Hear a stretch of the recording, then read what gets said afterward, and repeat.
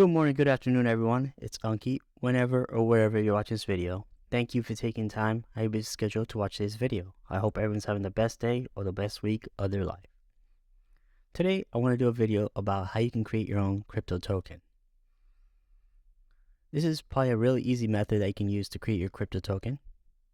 Leave a comment below if you already created a crypto token before in the past, or would you like to create one, and why you would like to create one. Let me know in the comments below.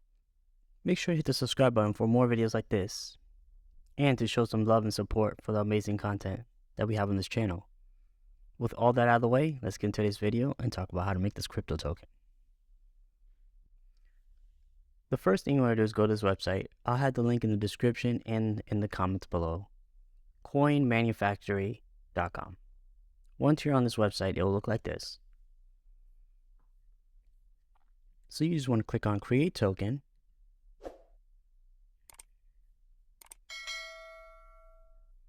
And then you want to find out what chain you want to create it in. Binance, Ethereum, Polygon, Phantom. Once you click on Create Token, post your token into the blockchain that you picked, and then your token's created. The reason you're going to get this error is because I didn't connect my account.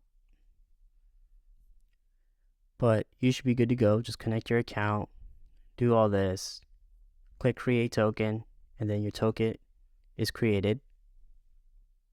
And then you want to fill out all the information on the right. So let's say you want to do it on Binance Smart Chain. You're just going to put in your name, what symbol you want, supply, decimals, burnable, minimal, tokens, marketing fee, developer fee, charity fee, burn fee, holders reward, buyback, liquidity fee, email. And then you're going to click Create Token, and it will upload to the blockchain.